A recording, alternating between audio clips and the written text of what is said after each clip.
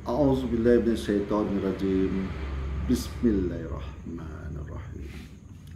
Allahumma salli ala Sayyidina Muhammad wa ala ali Sayyidina Muhammad.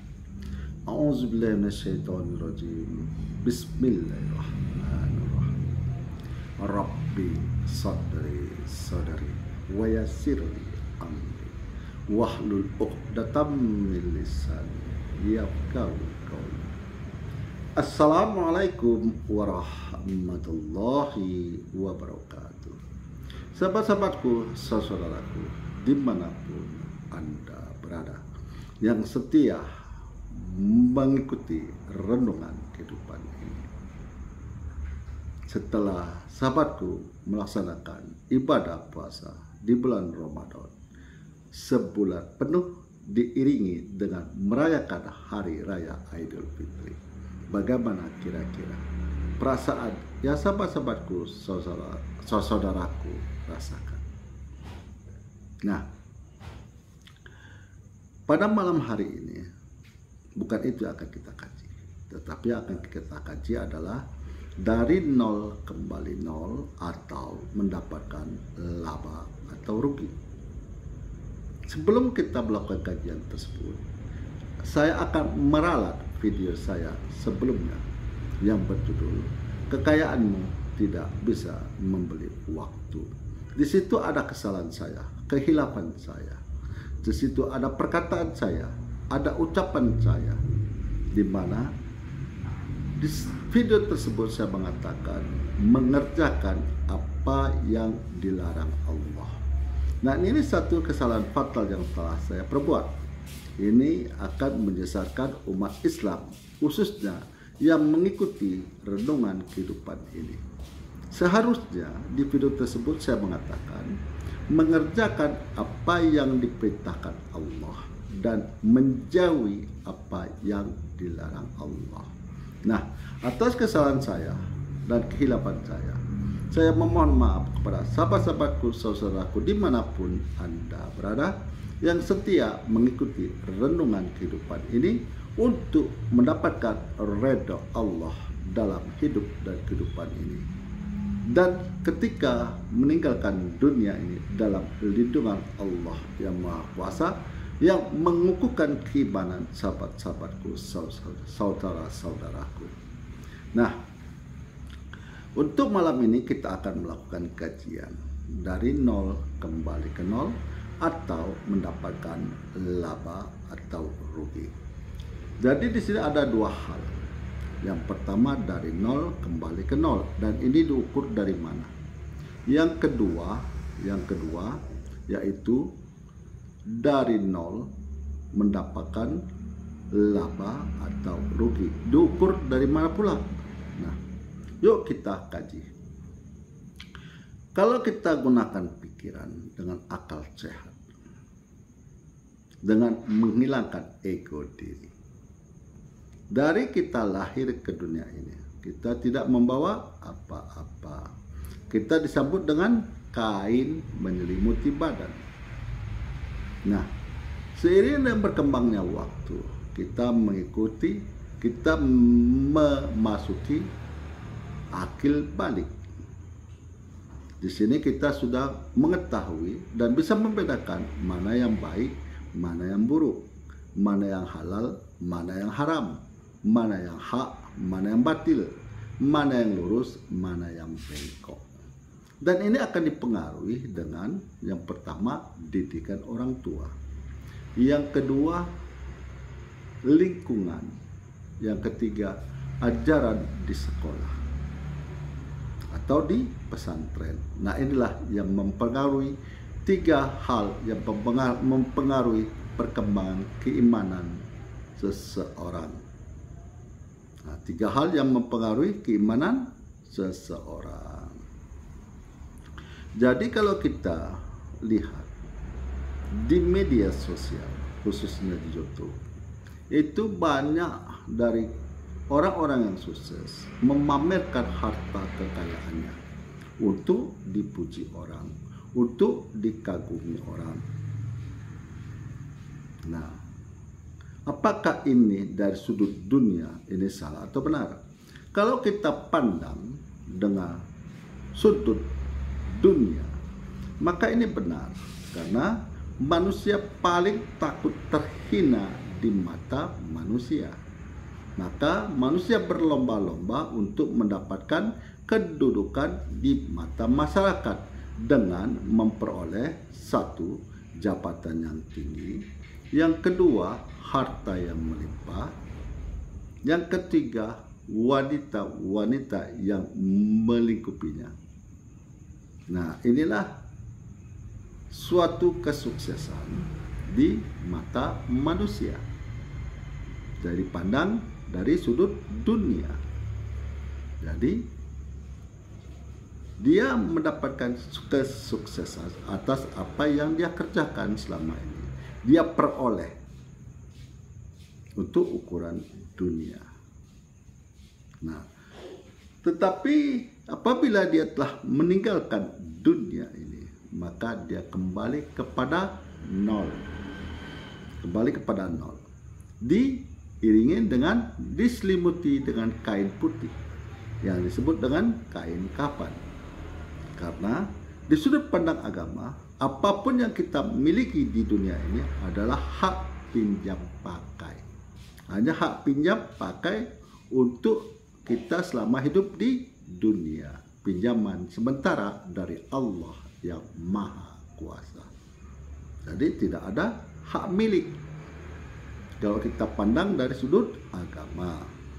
Karena apapun yang ada di alam ini adalah kepunyaan Allah. Nah, disinilah kita mengetahui bahwa kehidupan ini kalau dipandang dari sudut dunia, maka kita dari nol kembali ke nol. Dari tidak memiliki apa-apa kembali tidak memiliki apa-apa. Dan ini telah kita saksikan bersama-sama dengan menggunakan mata masing-masing. Bagaimana orang-orang yang kaya setelah meninggalkan dunia ini, meninggalkan apa yang dia usahakan selama ini, apa yang dia miliki selama ini. Yang dia dapat hanyalah selimut putih membungkus badan, seperti halnya dia ketika lahir ke dunia ini ditutupi, diselimuti dengan kain. Nah, ini dari sudut pandang dunia. Yang kedua, kita lihat dari sudut pandang hidup setelah kematian. Kalau kita lihat dari hidup setelah kematian, dari titik nol kita akan membawa laba atau rugi. Bagi seorang hamba Allah, bagi manusia yang memeluk agama Islam, apabila dia taat atas apa yang dia diperintahkan oleh Allah dan menjauhi apa yang dilarang Allah, maka dia termasuk manusia yang beruntung, yang di akhir kalamnya akan diakhiri dengan kalimat la ilaha illallah. Apabila seorang hamba Allah di akhir kalamnya mengucapkan kalimat la ilaha illallah, maka Allah jamin hamba tersebut akan dimasukkan ke surganya Allah. Dan apabila hamba Allah mengerjakan apa yang dilarang Allah dan tidak mengerjakan apa yang diperintah Allah, maka dia termasuk manusia yang merugi, yang di akhir kalamnya susah untuk menyebutkan kalimat la ilaha illallah, karena dunia mengukir di dalam hatinya. Dunia telah menyelimuti dalam kehidupannya, maka dia akan susah menyebutkan kalimat la ilaha illallah di akhir kalamnya. Nah, inilah manusia yang merugi. Jadi di sudut pandang daripada agama, maka manusia itu dari titik nol akan menuju laba dan rugi.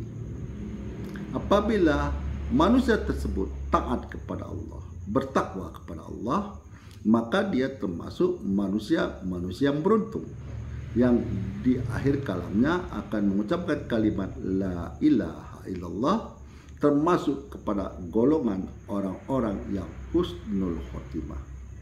Dan apabila hamba Allah tersebut mengerjakan apa yang dilarang Allah dan tidak mengerjakan apa yang diperintahkan Allah, maka hamba tersebut termasuk manusia yang merugi, yang di akhir kalamnya susah untuk menyebutkan kalimat la ilaha illallah, karena dunia telah mengukir di dalam hatinya, dunia telah menyelimuti dalam hidup dan kehidupannya.